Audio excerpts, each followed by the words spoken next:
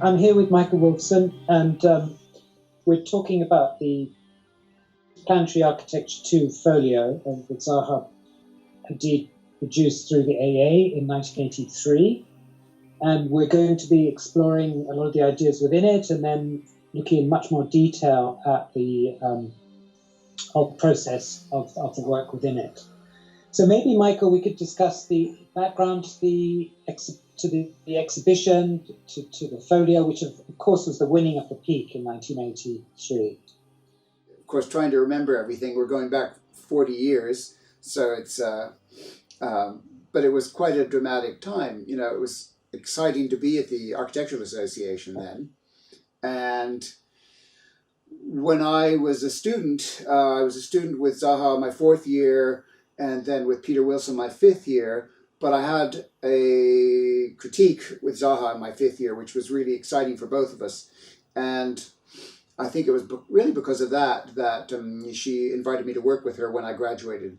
So arriving at her studio that summer in 1982, it was just Alistair Standing and myself. Alistair was another student who had just finished. And we were beginning to work on the Peak competition right then and there. I'll mention that the studio, of course, was Zaha's little muse house in South Kensington. And so we worked away and, tried to get that submission in time. A number of people came in to help with that Peak submission. So even though in the summer it was just Alistair and I and Zaha, it was a matter of weeks, I think, that Zaha and Alistair and I were working on the project before she got another, group in. I think it was Nabil and Jonathan Dunn, who had been Zaha's office the year before. They came in. Wendy Galway came in to help with some of the paintings, I believe. The initial competition submission was mainly black and white drawings, ink drawings. I think we did a few of the perspectives in color, but I'd have to see the original competition submission. So it was submitted at the last minute. In fact, Jonathan Dunn reminded me recently that we almost failed to submit the competition entry. What happened back in those days, nothing was electronic. It was all the competitions, architectural competitions, were mailed. They were posted in. There was one post office in London in those days that stayed open till midnight, and that was down in Leicester's Trafalgar Square. St. Martin's Lane. St. Martin's Lane. St. Martin's Lane, yeah, just off Trafalgar Square. Yeah, just off Trafalgar Square. And so Jonathan Dunn, who had a car, and I rushed down there to submit the competition literally minutes before midnight.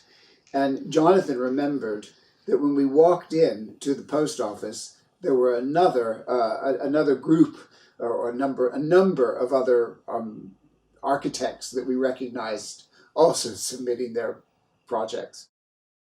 So that was that. So the rest, I guess, is history. We know that Zaha won, and we're going to get into that in much more detail. But maybe it's interesting to talk a little bit more about, Zaha's practice, how she worked. I mean, obviously, she was pretty much fresh out of the AA, having studied with Rem and Ilya, and then beginning to teach on her own. I believe that was your first year. Yeah. But the kind of Zaha, that period of Zaha, which many would argue is her most creative period, certainly in terms of, drawing and also sort of ideas and research, is very, very different to the ZHA that we know today, which is, almost the corporate scale when we're looking at buildings going across the world. So it's interesting, perhaps, and also I think when I did this later, like 88, 89, when I think you were still in the office, when you worked with Zaha, she was very much there. She would sing, she would scream, she would shout, you would eat with her. It was a kind of, shall we say, an immersive experience. Definitely. Yeah, no, it was very much like that. But it was even like that as a student of hers as well. I think the AA, the Architectural Association, was like that in the late 70s. It was very much, you were in a family, your unit, you chose your unit, you chose your tutor, and you stayed with them for the year, and you didn't have any other classes. You had occasional lectures, but there were really no other classes. So you were immersed in that family, which was your tutor, your professor. Zaha loved it. I mean, she embraced that way of working. You'd sit around a table with drawings. Obviously, this is all pre-computer, so it was drawings and reams of trace paper, and everyone would be going through their project proposals. The AA was quite an exciting hotbed of really new ideas about how architecture could be created and how it could be presented. And I think that's something that was really exciting. I actually started my architecture schooling at Cornell University in the United States, which was very engineering oriented. And I'm grateful for that because it taught me how to really become very proficient in using the ink pens and drafting on Mylar, which is what we did.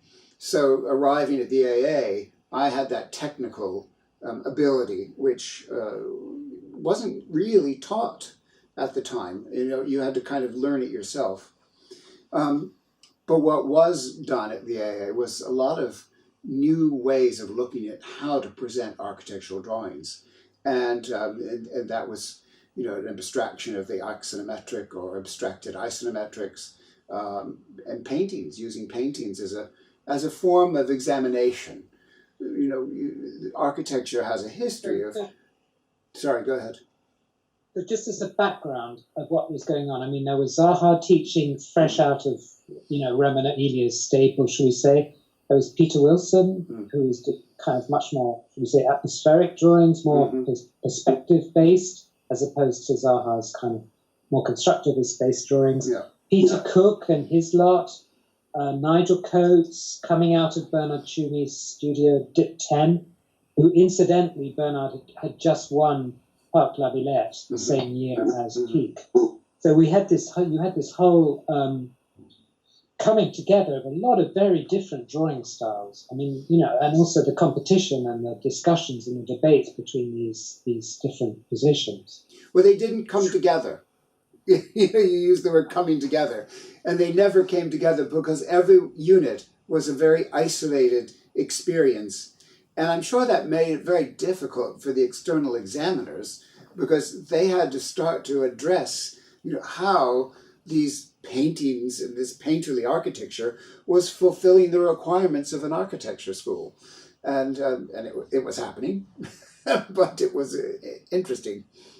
There's a real sense in Zaha's work of this period, and I think Alvin says it in the introduction. He said, your drawings and paintings seem to transcend the subject matter. They appear to be some form of research. So there was very much in the work we're going to be looking at this notion of re-investigating modernism, looking in particular at all the constructivists and suprematists. I'm thinking about Leonidov, Melnikov, Lisitsky, and obviously the title, Planetary Architecture of the folio, comes direct from this. Also, we've been talking about Niemeyer as well.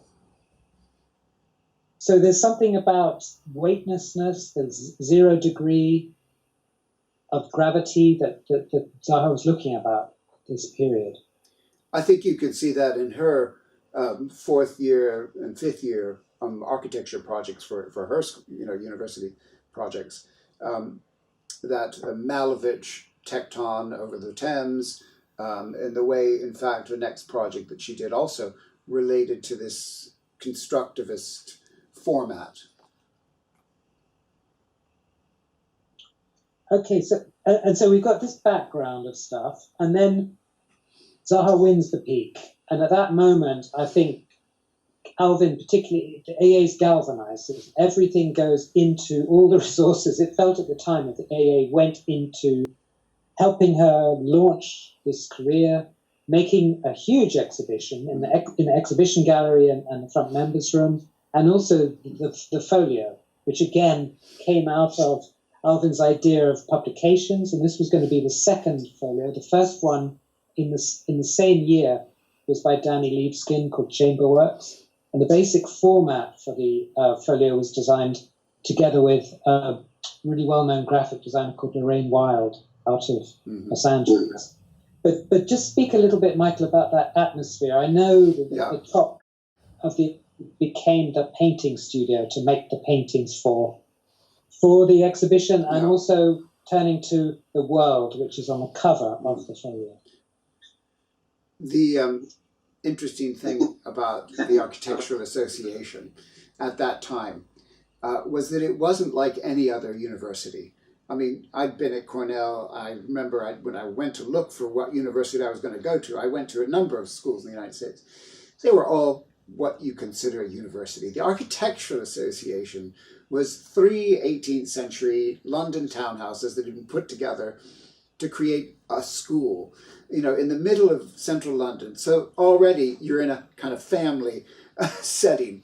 There was a bar, there was a restaurant, and these were really the hubs of the social activity at the Architectural Association. And you would have professors in there, you'd have visiting tutors in there, and you'd have students in there. Everyone would be, jumbled up together. There was one main staircase which everyone passed each other. In fact, that's where I remember seeing Zaha the first time. She was actually a friend of one of the students because, she had just graduated. The years were very, very close. So a fellow who I became a friend with was a friend of hers. He'd been mentioning Zaha, and, so she was very recognizable. Zaha had quite a strong character, as did a lot of people at the Architectural Association. So you've got this hub of activity, this sort of wild family house that's people are living in and working in, and 24 hours in the studios. And then Zaha wins, and Alvin, who's your father? Just in case people don't make that connection, Alvin was very close. Zaha was very close to Alvin. I think he really appreciated what she was doing for the school, what all of the architects were doing, all of those people at the time. Zaha Hadid, a student in the unit, and perhaps is the best example of a large number of students who took on the problem of going back to the painters, sculptors, architects of the 20s and taking off from where they left. The Peak, a competition won by Zaha Hadid for a club in Hong Kong, is typical of the verve and energy and style of this group. But it was, he wanted this exhibition to be something that was important for Zaha and important for the Architectural Association. And I know he had in the back of his mind that he was going to do one of the planetary, one of the, the publications, those portfolios on the work. For him to give us, he gave Zaha the whole upper floor of the rear of the building to have as her private studio for a number of months. It must have been a bit of a scandal going on behind the scenes. I can only imagine. There we were working away 24/7, and that's when she really got a whole group of students and people to come in to work on the paintings, because there were numerous paintings created for the exhibition, and drawings. And the whole technique of painting, there was a lot of Zaha talking about tick-ticks and whooshes, and also all the different film canisters, the slightly different shades of grey. Yeah. She was, and you would see Zaha with a hair, with a delicate paintbrush and a sort of hair dryer, watercoloring or adding acrylic to stretched boards and things. Yeah, well, the process at the time was, again, this is all pre-computer. The drawings, I did the majority of the drawings, and they would then be transferred using transfer carbon paper onto a stretched piece of watercolor paper, huge or small, whatever the size.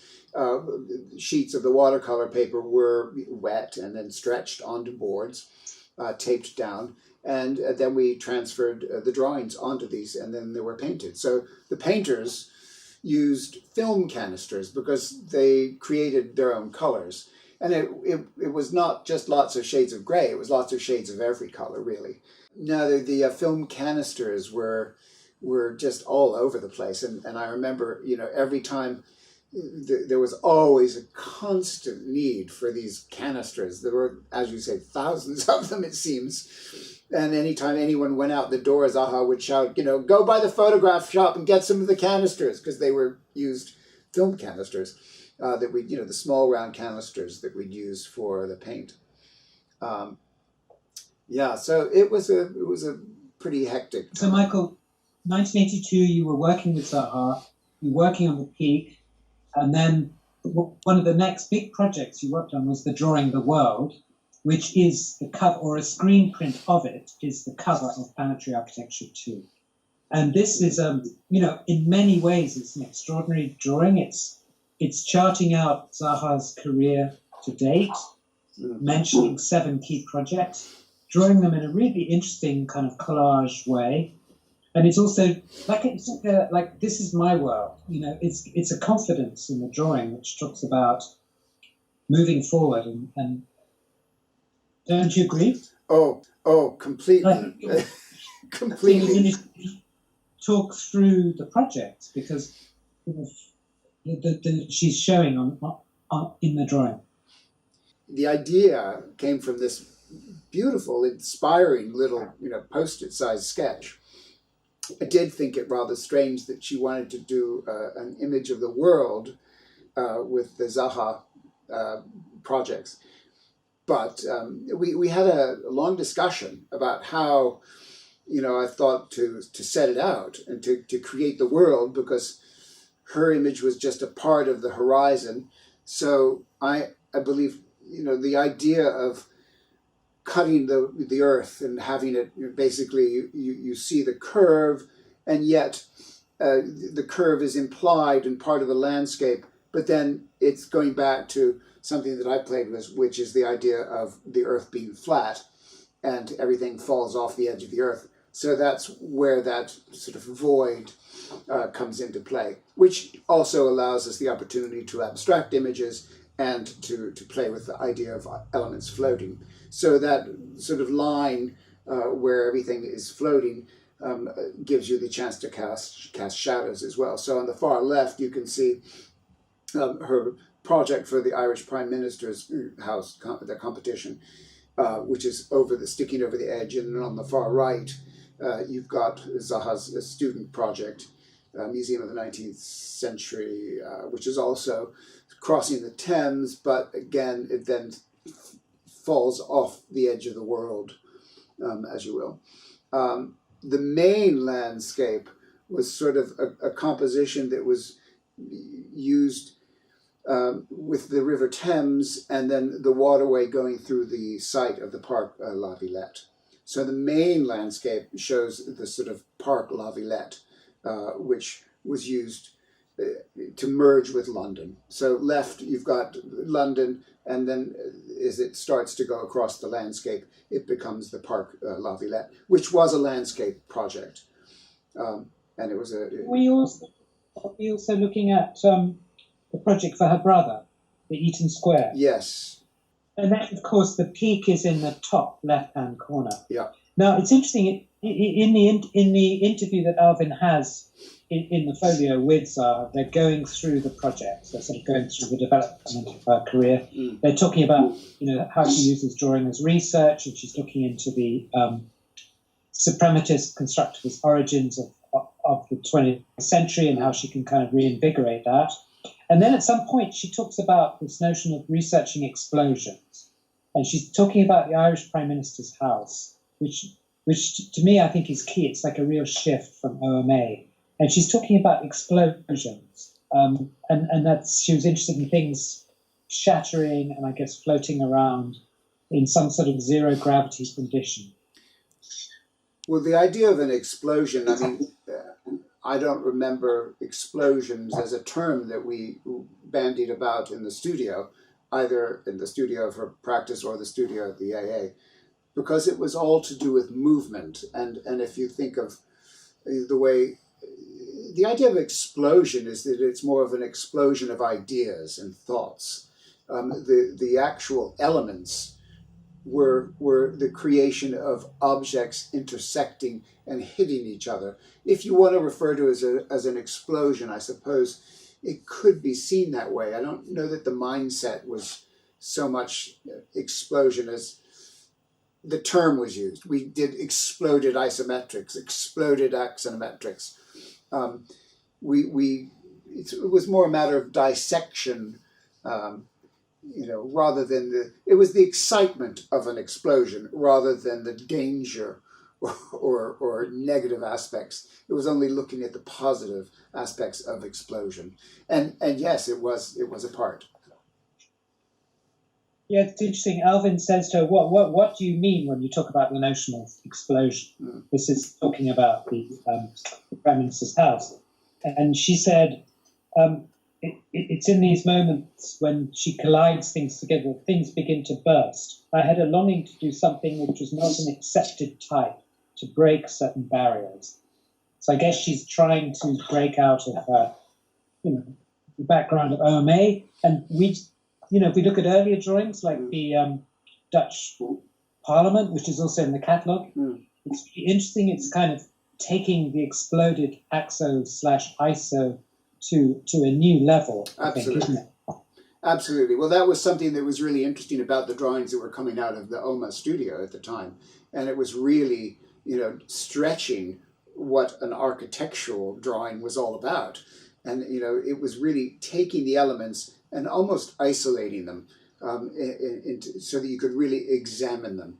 So explosion was used, and we certainly exploded things, but it was a gravitational sense of the word explosion rather than a dynamite and fire. Kenneth Frampton writes the sort of foreword to the catalogue in the folio, and it's titled Kufic Suprematism.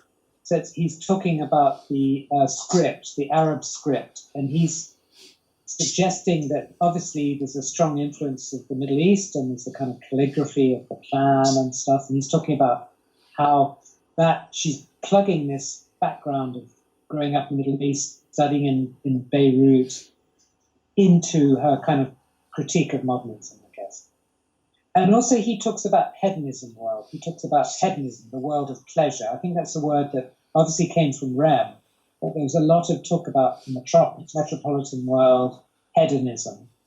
And then he also, and I think this is interesting because I think when we move to talk about the peak, it's interesting to remember these things. But Kenneth Frampton also talks about the sort of erotic implication in the peak. He talks about the erotics as being suspended in a vast, luxurious, starlit void at night above the distant panorama of the city and the sea, the scintillating paradise of the world. So there's something about Zaha's work which is always about engaging with the city, engaging with a certain lifestyle, and engaging with possibilities. She loved flying, I think the aerial views, but it was also a kind of, architecture was extremely generous, I think, in terms of engaging with the public and making public spaces, making landscapes. I just wondered how this conversation maybe came around the peak. Well, it came around all of the work that we did those years in the early years of the practice.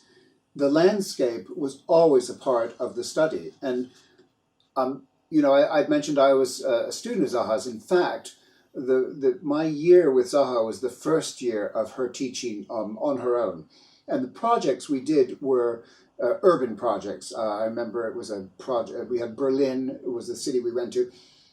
But I think it was the next year that she began her really in-depth studies of the East End, the Docklands area of London. And that was a major, research project for her and her students for a number of years. Zaha's idea of urbanism included a very, very public access to the projects. And I think that was really something that went through her work for many, many years in the early years of the studio. The peak, one of the main reasons for that void in the middle was to allow the public who were driving along the access road a view through to the view of the view beyond. I mean, that was part of the reason to do it. It was as private a project as you could get. You know, it was a private club on the top of the mountain, and the very top of the peak is a place where everyone, you know, the public went to look at the view. So you'd have these closed off properties all the way up there, and this one was one of the closest to the top. So the views were really stunning, and for Zaha to think, okay, well, this is going to be open, and the landscape was going to be open to everyone to view, was quite a gesture to make. Yeah, and I think that there are a lot of certainly in the teaching work that, I mean, when I was a student with her, and there was a very much an emphasis on the research into the city, the spaces, the possibilities, the potentials of the city, unused spaces, derelict areas. And I remember my fourth year, we worked in the Royal Docks, which now is a busy airport and a whole development. The university at the time, it was empty, so she was kind of seeking out these unknown bits of the city and trying to bring them back into the city. Talk about openness. It was a very early research. As I mentioned, in my year as her student, she wasn't examining that, but I believe it started the next year when she really went into the East End and the Docklands of London, which were completely abandoned areas, as you mentioned. And those studies about how these urban landscapes, deserted landscapes, could become an invigorated and lively, you know, inhabited part of the city. Those studies went through beyond London. You know, we went to Hamburg to do a project, an invited competition to study the docklands in Hamburg before they were developed. You know, this was so it was certainly a theme and a consideration that she took in all of the projects, how the ground condition can work with the public, no matter what the project was. So, Michael, when we look at the box after the catalogue piece, we're looking at Zaha's fourth year project, which is very much, it's a redrawing, an animation, shall we say, an occupation of the Malevich tectonic that she's turned into a bridge structure that's crossing the Thames. But there's a lot going on in this image, isn't there? It's a particularly interesting project because of the way she took a very literal aspect of a Malevich painting and inserted into it an architectural program that would benefit the city. And I think she said that she was quite interested in how that program could work as an inhabited bridge over the River Thames. And that's actually interesting because it's harking back to the 15th century, I believe, when there were inhabited bridges across the River Thames. And I think what's exciting is that it's literally a Malevich tecton. I mean, it's the only time she took that, but it's interesting that it's the first time that she literally tried to take the painting and turn it into a three-dimensional architectural program. A very interesting study. And this is relevant when we talk about the peak, because this is packed with program, isn't it? I'm thinking about the plans where I believe it's a hotel, where, you know, there's a hotel, there's a club, it's a mixed use kind of very densely programmed structure. Yeah. But also, what's going on in the bottom left of the image? We're looking at all these floating suprematist images. I think what she's done there is literally deconstructed the Malevich construction and created a composition of her own as a painting, because it doesn't relate to the project itself. So there's this imagination, which we go back to the world, where there's the project, the proposal, and then there's a kind of desire, the research, the speculation about what she's done that she then looks at in another way. And what's interesting is the deconstruction of the Malevich tecton as a painterly presentation. So then, you know, if we go to, you know, to the really the painting of the peak, which she just won the competition. You've been working all summer with a team of people making these paintings. And I remember it from the show. It's like 2 meters tall. It's really a big painting. I think it's closer to 3 meters. I think it's closer to 3 meters, yeah. Because there's that photograph of you and Alistair standing in front. Yeah. So it's a huge, big painting. I remember coming into the exhibition room and thinking, well, where's the project? What am I looking at? Because when you look at it carefully, the peak is a tiny little, almost a blob at the top. So what's going on here? What was the idea behind this image? The peak painting started from a photograph of Hong Kong.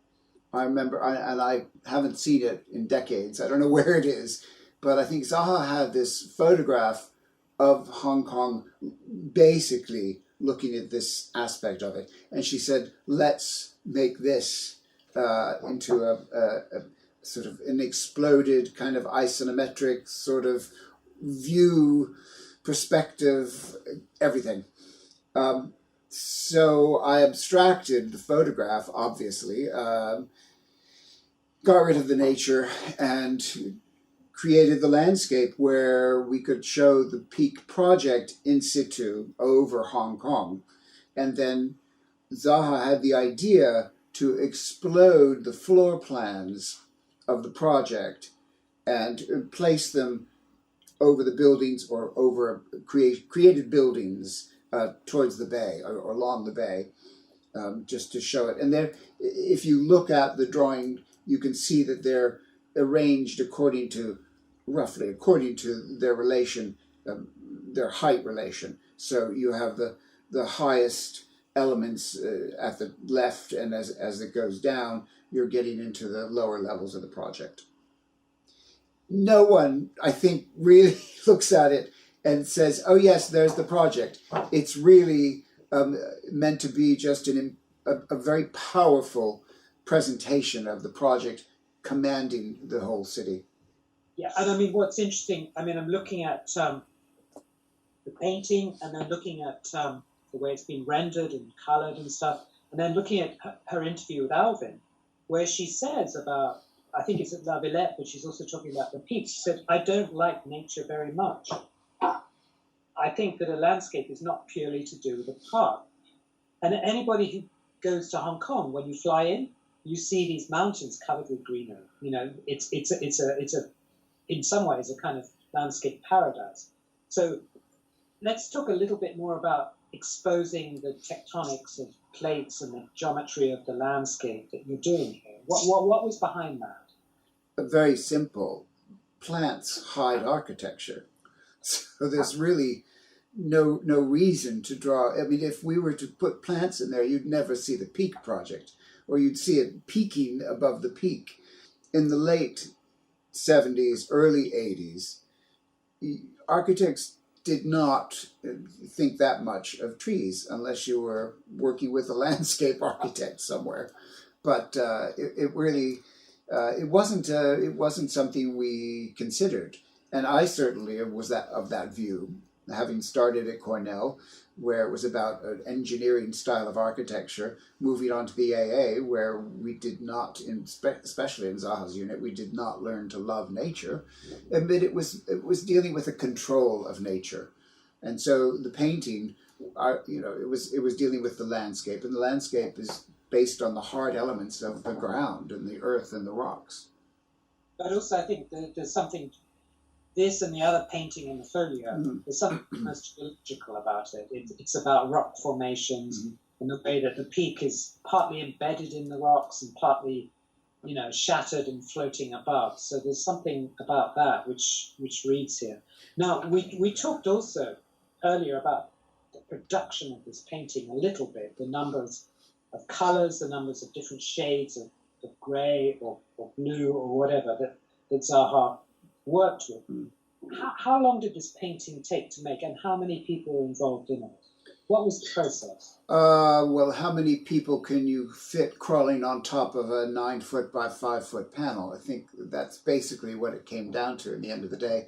The process with all of the paintings was to create a line drawing first, and then stretch a watercolor paper onto a board, and then use carbon transfer paper, which came in A4 size, and we would spread it all out over the stretched watercolor paper, unroll the drawing, the line drawing on top of it, and trace over the whole thing. So it was a rather laborious process. And then the painters came in, and Zaha would always have her idea in her head what she wanted the image to sort of convey. And with the Peak, she very strongly had these ideas of blues and oranges, and you can see in the color studies how that was examined. There's sort of gray tones and oranges and blues, and the final result was as you see. And you have some of these color studies, don't you? Yes, you can see the color studies here. Yeah. And this was an exhaustive process. I mean, my memory is that many iterations were made. It's not Of the color? Yeah, of the color sketches and studies and stuff. That was a kind of iterative process. Usually, yes. But I mean, of the color studies, there were 4 of these studies done. I have 2 of them. The other 2 have disappeared.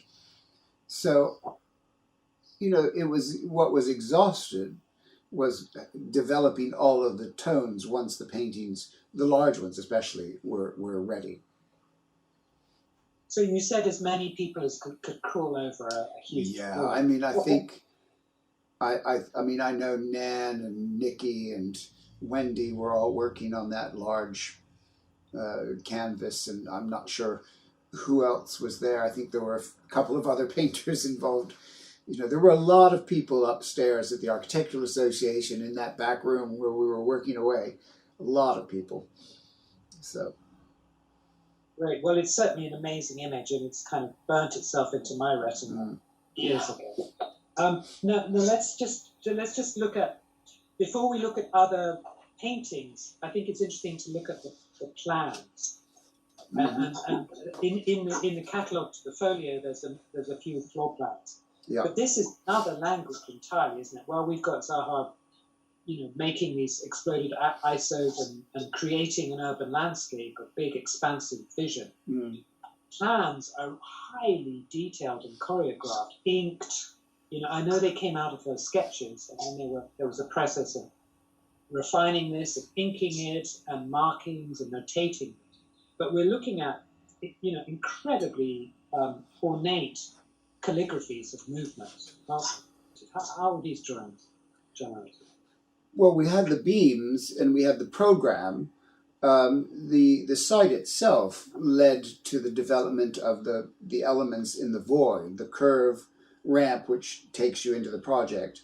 The program of the health club mainly was set into the hillside.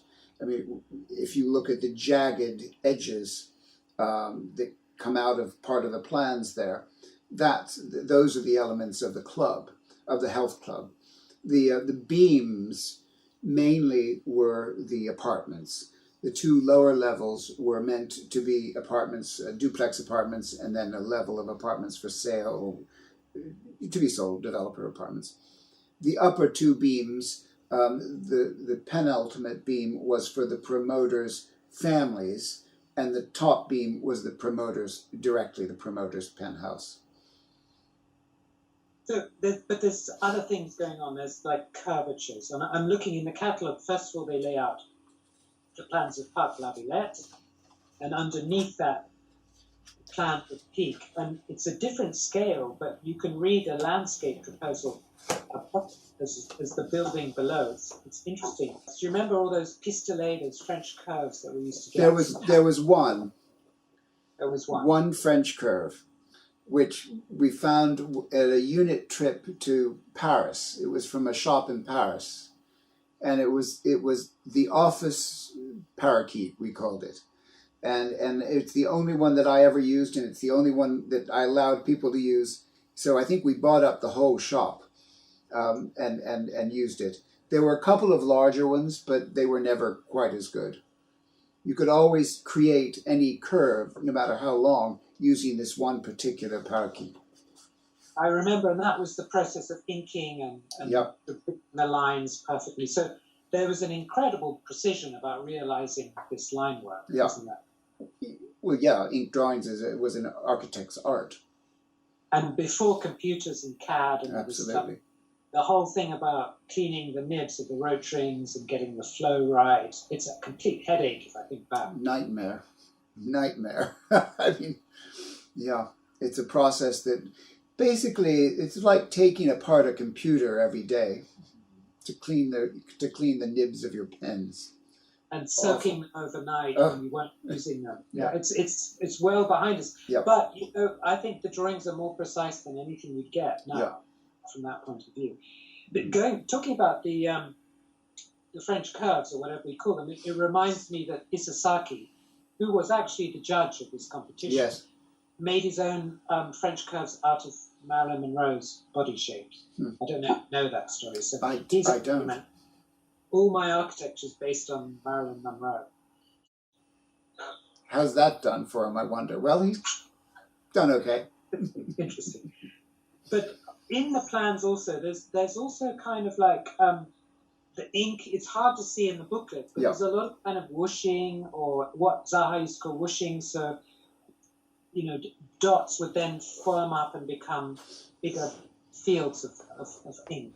The whoosh was a graphic technique to create a movement. It was a breakdown of from solid to void, and that was, you would take the pen, create a solid, and then literally a pointerless technique that would gradually disperse the dots, which creates a sense of movement.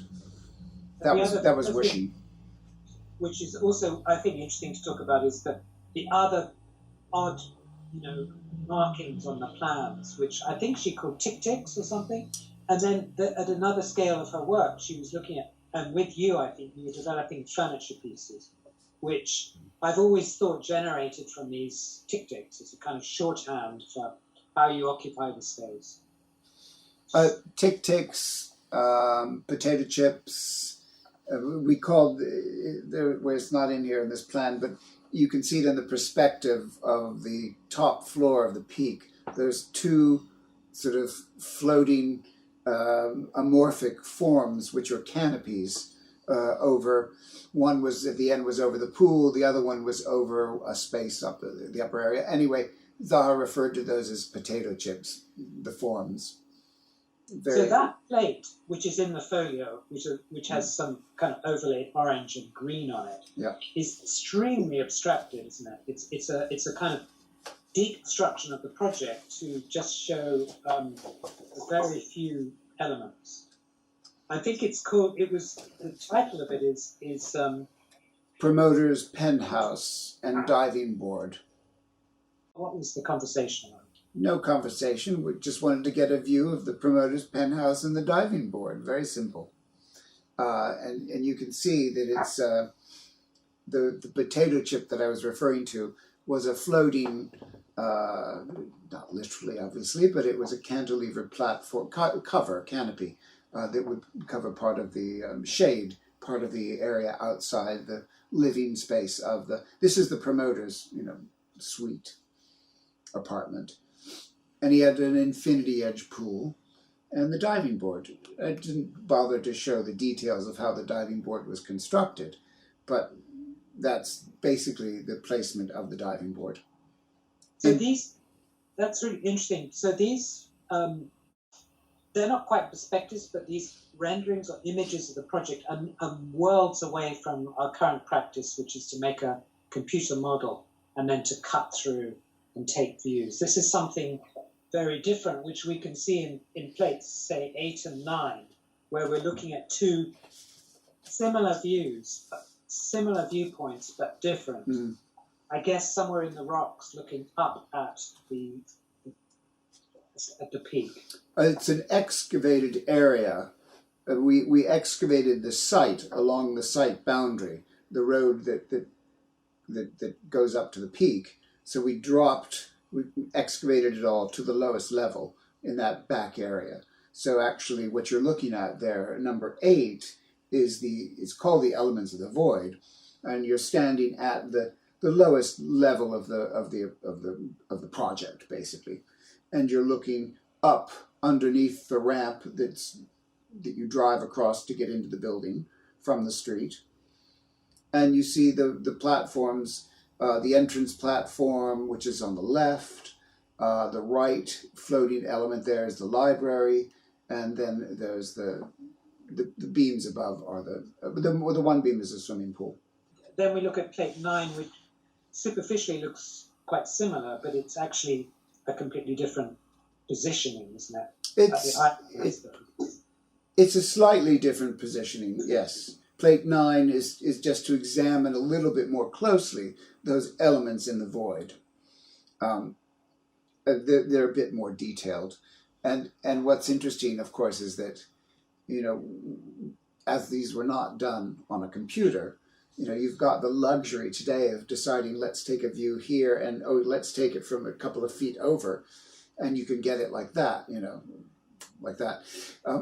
But obviously pre-computer, it was all done by eye. So when I was looking at the building, I would have to imagine, well, first of all, what am I trying to explain in the drawing here?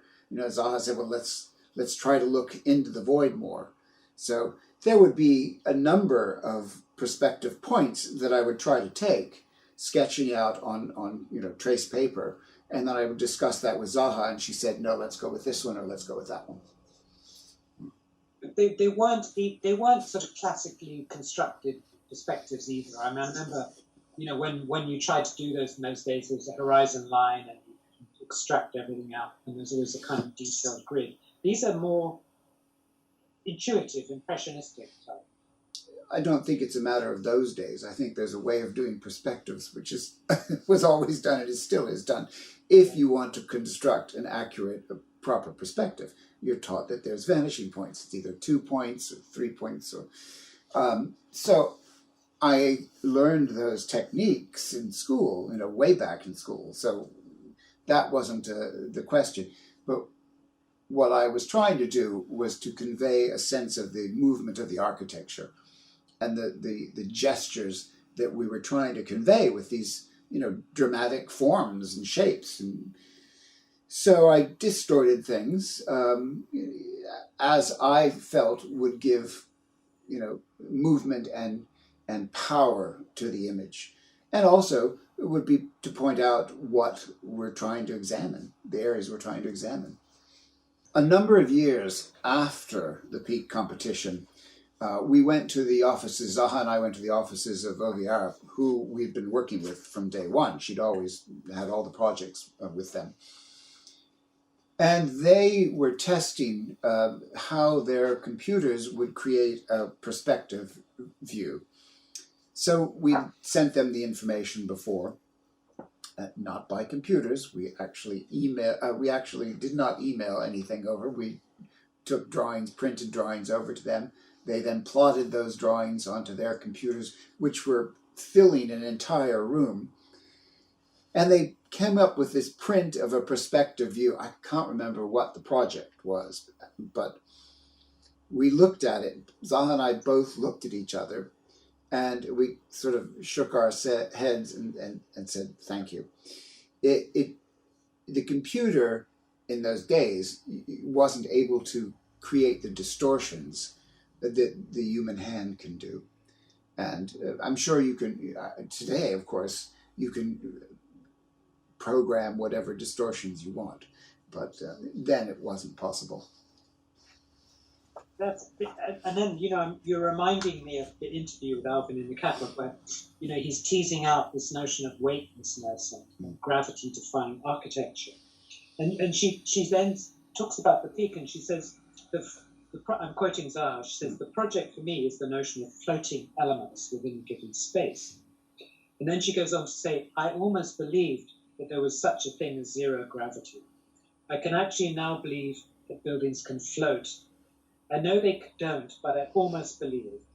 So she, there's this kind of, it's coming from pure constructivism, pure Malevich and stuff, that the elements are floating in a world, they're connected, they're programmed, but they're weightless. It was an architecture she wanted to create, and it was possible.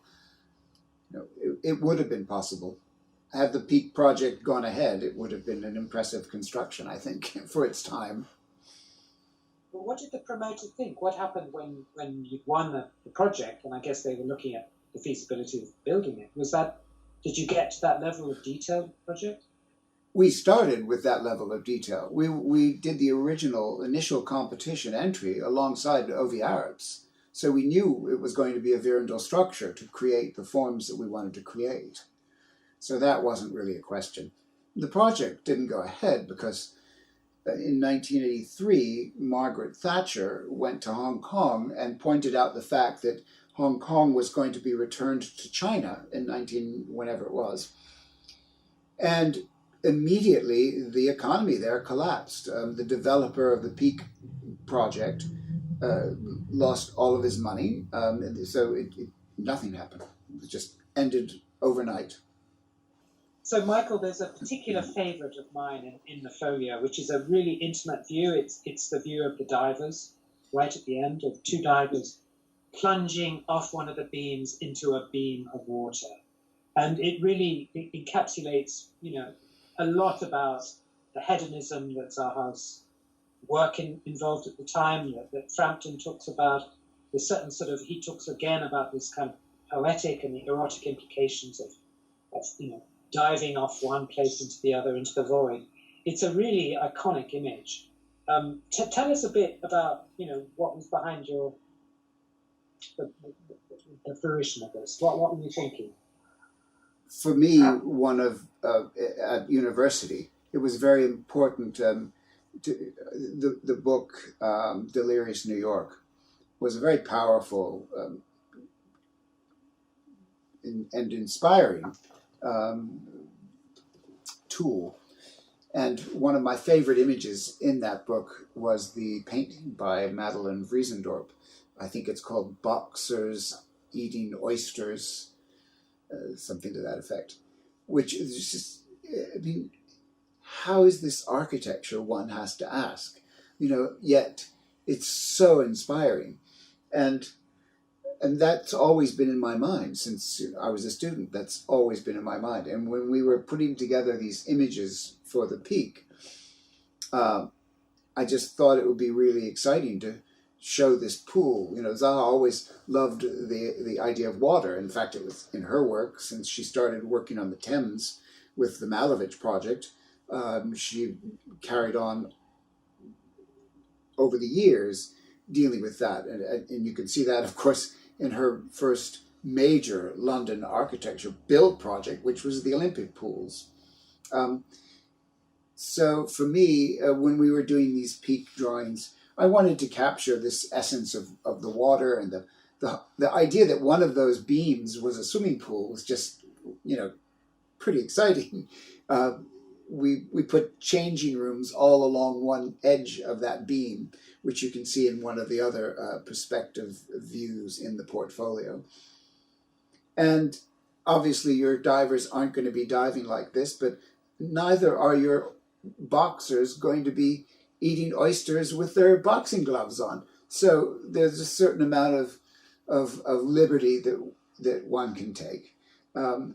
This view is quite abstracted.